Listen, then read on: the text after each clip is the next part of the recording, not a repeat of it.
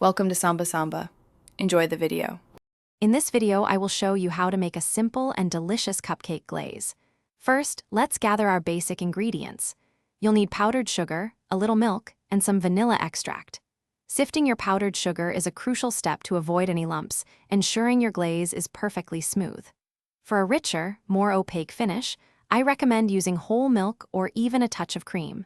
This foundation will give your cupcakes a beautiful shine. Now, let's get to mixing.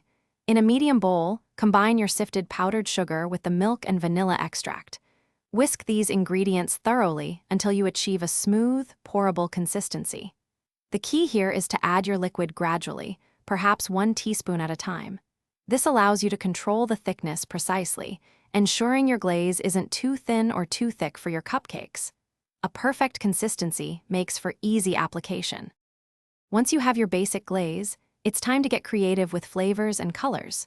For a bright, tangy twist, try incorporating some citrus zest or a splash of juice, like lemon or orange. If you want to add a pop of color, just a few drops of food coloring can transform your glaze into something truly festive. Don't be afraid to experiment with other extracts, such as almond or peppermint, to give your cupcakes a unique and delicious taste profile. Finally, let's talk about applying and storing your beautiful glaze.